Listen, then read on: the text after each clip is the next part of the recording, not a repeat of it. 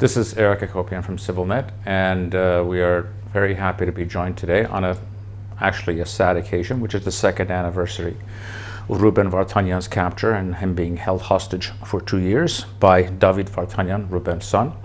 David, thank you for joining us on such a day. Thank you, Eric John, for giving us the platform to talk about this. First and foremost, I want to ask a very personal question. What information do you have about your father right now, about his condition, the circumstances of his detention, and when was the last time you contacted him? Yeah, so thank you very much, Eric John, for again taking the time to speak to me in this really difficult moment for our family.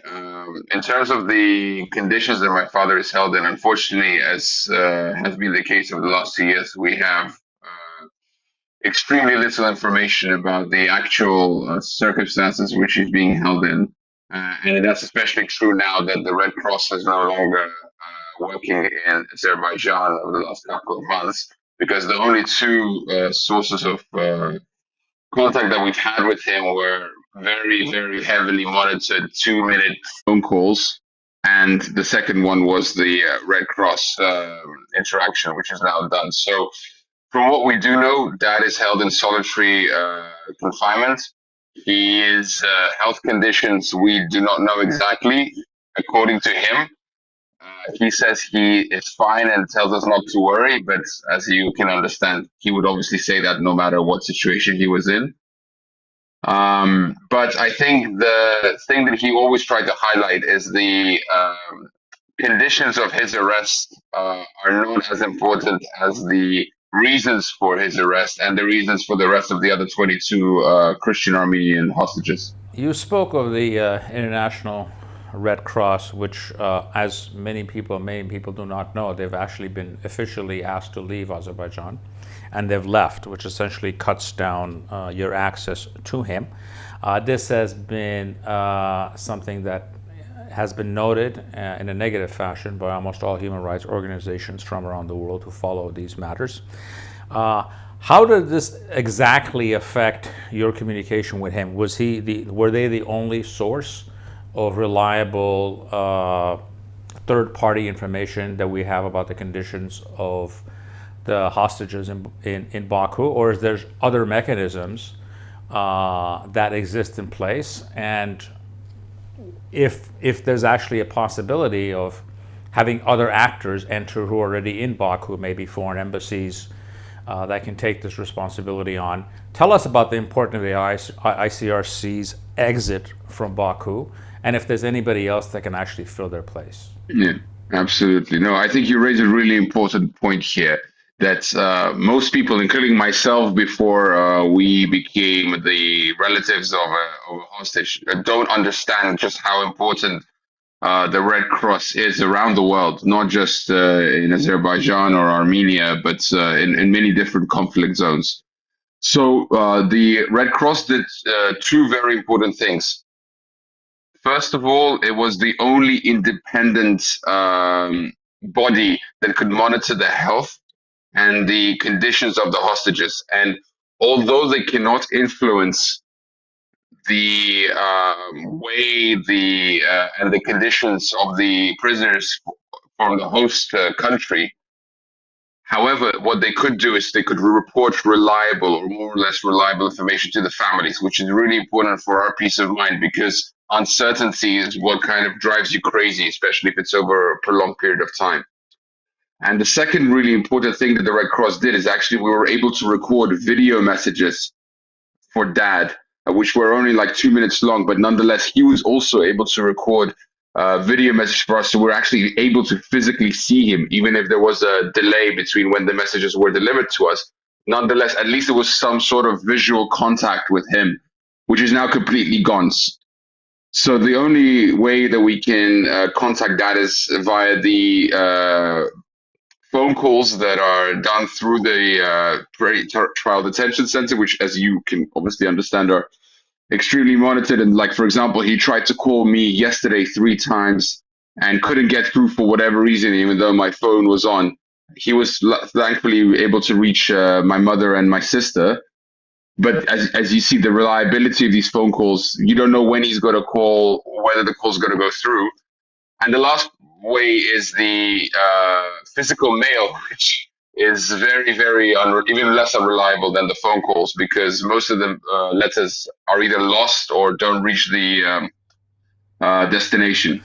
To me, it's obviously quite obvious and ominous and telling that the fact that after all these years of activity on the ground in Baku, they ask these people to leave at the time where, frankly, their presence is most critical, and it doesn't bode well. It means that they're obviously not up to positive things if they're doing that, and they don't want to be monitored of all the illegal activities that they've been doing for the past 2 years. As you know, last month there was this so-called peace agenda meeting, or whatever you want to call it, in which the initial peace agreement was initialed and not signed. And sadly, that document had absolutely nothing to do or that demanded the release of the 23 hostages that are being held in Baku.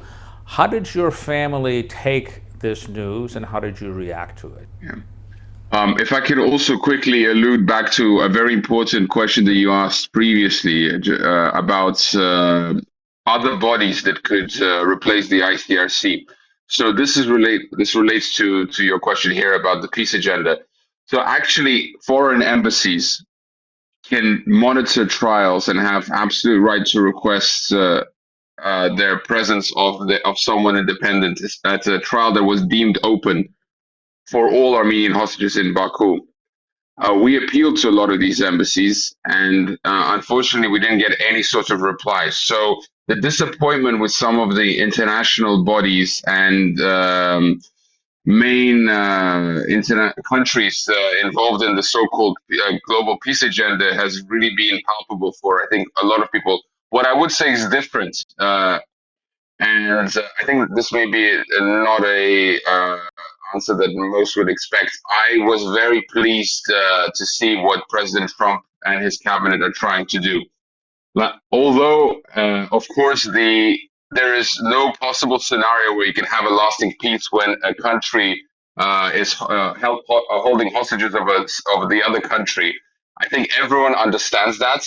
And although what was said in the public and what was missing in the documents is obviously unacceptable to the Armenian world, which was very visible, by the way, in the reaction in the social media, in the news and general public.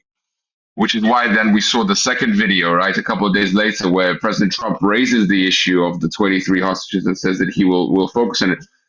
I would nonetheless want to say that unlike all other major international players, the Trump team has been really much more understanding, willing to listening, and actually proactive in trying to resolve the issue of the 23 Armenian hostages. And I would encourage all of us Armenians in government and just in the public to listen to what President Trump is saying.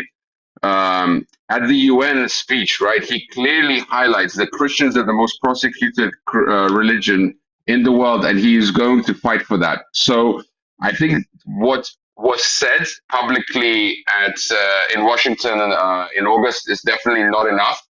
And for us, obviously, as I think for all Armenians, we cannot see a true peace being there without the release of the Christians. Nonetheless, it's very encouraging to, I think, what is being done behind the scenes. And I think we need to do more to push this agenda, especially in the US, where this is the one country that can really influence Azerbaijan to act in goodwill. I think you're absolutely correct. I think if the hostages are freed, and I'm actually confident that one day they will be, this administration can actually play probably the primary role in that. Because what we have seen over the last months and last 6 months of this administration is that they can make Baku say yes when Baku wants to say no. So I think that's why they're critical. In fact, I will go as far as saying, as I know this isn't something you can say, that from contacts that I've seen or heard, the Trump administration is frankly prioritizes this more so than sadly our own government.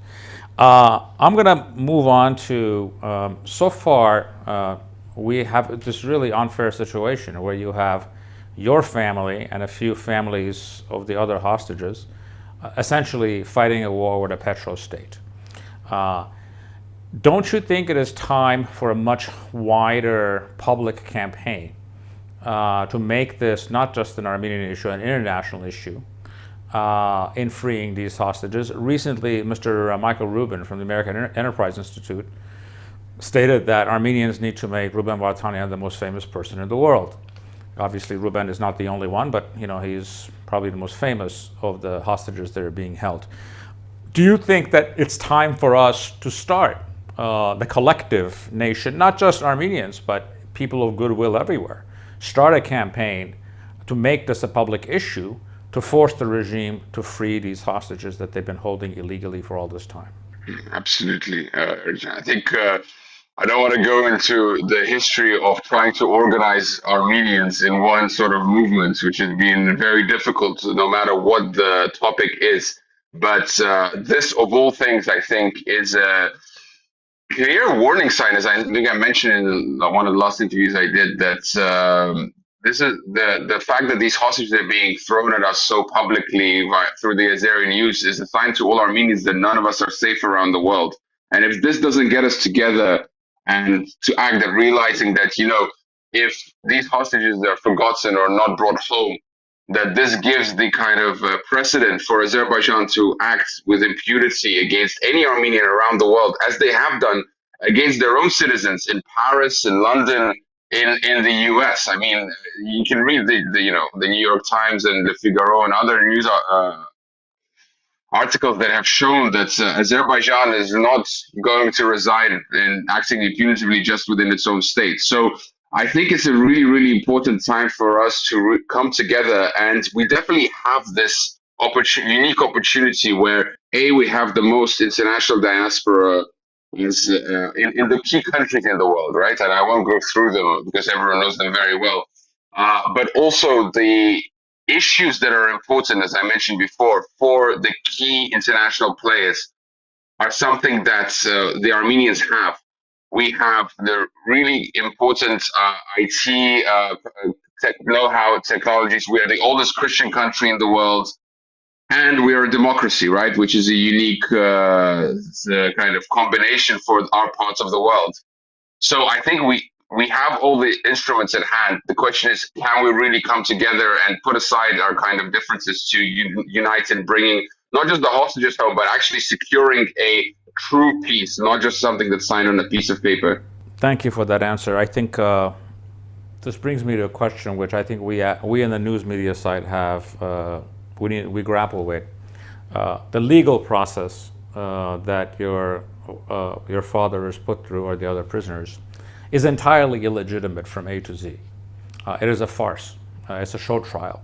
And do you think we should stop covering these trial as any kind of giving it any legitimacy by actually calling it a trial and going through with it? Because in essence, if you really want to know the charges against your father and the 22 other people, it's what I call LWA, which is living while Armenian. That's what they're being charged with. There are no crimes. So what advice would you give? Should we cover these trials and these motions, or should we just simply cover the fact that these people are being held hostage? Yeah, it's interesting how today's coverage in the media somehow provides legitimacy, right, to some things that we would otherwise kind of try to disregard. I mean, for Armenian audiences, I won't go into much, but for the international people watching, people don't understand quite what Azerbaijan in 2025 is. It's a country that's considered less free than Iran, than Venezuela, than Cuba by Freedom House, right? It's not an Armenian NGO that says that. It's an international NGO. So any kind of trial that's held there is most likely politically motivated. And then there's the issue of Armenians, right, which goes even on top of that, and the xenophobia towards Armenians is something that I won't go into too much detail about.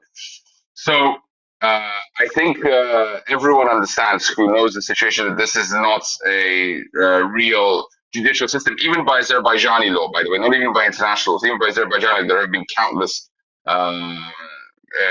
things that have been done that are against their own criminal system, justice system. So in terms of coverage, I think it's important to keep the awareness up to understand that these hostages are not being held like in a five-star hotel, that they're some of them have been tortured, as you know, and including Dad last year during his hunger strike that we already appealed to the UN for. There have been a lot of terrible things that were done to them during the last 2 years, and this should be something that's highlighted in the news. I think in terms of the legitimacy of the trial itself, most people understand. It's great if you can highlight a little bit more during each coverage what those trials really symbolize. But I think the awareness is really important today, especially in the international campaign that we're doing. David, it's a sad day, but I want to say two things. I think anyone who's followed Armenian things, or actually worldwide human rights campaigns, is always going to be grateful to your dad and your family for all that you've done. And I want you to know that you and your family are in our thoughts all the time and the prayers of many people. So thank you for joining us today. Thank you, Erikcan. Our work continues. Thank you for joining us at CivilNet.